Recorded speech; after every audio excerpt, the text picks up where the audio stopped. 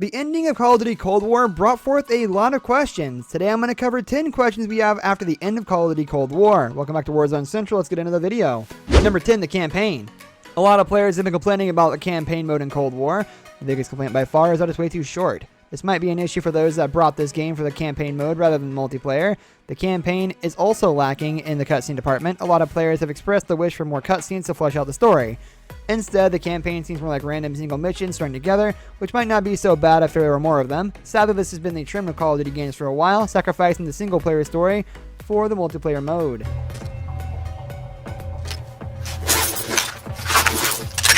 Now pick up. Number 9, cross-platform problems. This entry isn't about technical problems with a cross-platform multiplayer experience, but for something far more sinister. Apparently there is a lot of cheating going on from players of the PC version. There are reports from console players of witnessing PC players who had a 100% hit rate for the match. Playing against cheaters isn't fun. The good news is that cross-platform play can be disabled by players who want an honest fight. This might be fixed with future updates, but console players shouldn't wait for this. Just avoid PC players for the time being. Nicely done. Number 8, the controls. The Call of Duty franchise has been around for some time. It's the PS3 and Xbox 360 era. The controls have been relatively the same. The controls in Cold War are mapped the same, but it just feels off. The player character feels a lot floatier than in previous Call of Duty games. The characters also feel very stiff as they are running as well. There are some other changes to keep in mind. The ADS for sniper rifles has been increased to the point that they are not as effective as they were in previous titles. These little things come together at the end to make up who you are as a player, and it's important. If you feel... Number 7, error messages. If players are expecting a smooth, problem-free multiplayer experience, they might be disappointed. Some players have been experiencing error messages when they try to log into the servers to create a profile. Some have claimed one of these bugs is associated with using a PC with a Ryzen CPU, but others have suggested this isn't the cause. Either way, many players are receiving error messages, so many in fact that a list of them would be too long to list here.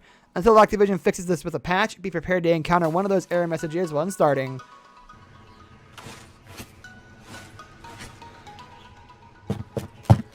Number 6, watch out for which version you are downloading. Quite a few players have complained that they purchased the game, waited for the download to finish, and then discovered they downloaded the PS4 version rather than the PS5 version. These are not well labeled, which has caused some users to begin their game on a less optimized version. This has reportedly been happening with the Xbox version as well. Players have mistakenly downloaded the Xbox One version when the Series X was desired. The Xbox version is labeled as a little better than the PlayStation though, so make sure you are downloading the version you want.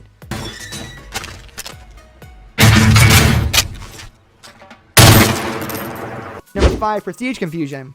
The prestige system has been a part of the Call of Duty games for a long time. After fully leveling your character, the player enters prestige and their level resets to 1. At this point, the player gets special perks. Some examples of these perks are being able to unlock an item permanently, an emblem, and an extra class slot.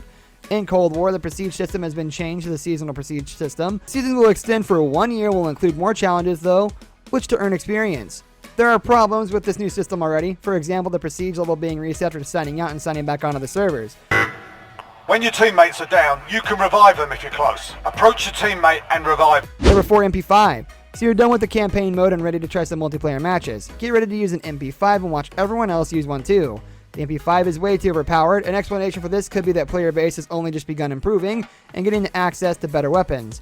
The MP5's ratings are just better than the other weapons available to starting players. This is something to keep in mind when starting out, but also something that will be less of a problem as time goes on. Headshots won't matter. Long-range headshots will definitely save you a shot or sometimes two to kill. Number 3, exclusive content. Which version of Call of Duty Cold War should you buy? Well, if you have a PS5, then that version should be your choice. The reason for this is because the PS5 is getting extra content that isn't available for other platforms. This is nothing new or surprising and has happened with the last few games in the Call of Duty series. If history is a guide, this content will eventually be made available for other platforms. Mark the targets for your teammates. Number 2, camos. The camo challenges are not what they were in previous games, and the camo patterns are not as nice either. Some of the challenges are almost impossible to complete. The one that comes to mind first is the rocket launcher challenge. This challenge asks the player to get 3 kills before dying 20 times. Some of the rocket launchers start with only 2 rockets. This is a problem. Also, the camos in Cold War leave a lot to be desired. The AK-47's camo only covers a very small portion of the rifle. Be ready for a lot of frustrating challenges for camos that will probably be disappointing.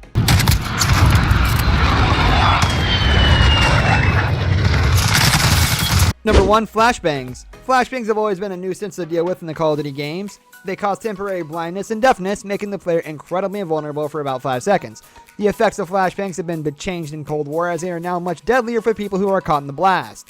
Now you are unable to move when hit by a flashbang. While previous games allowed you to at least run for cover while blind and deafened, in Cold War you will probably be killed before you can recover.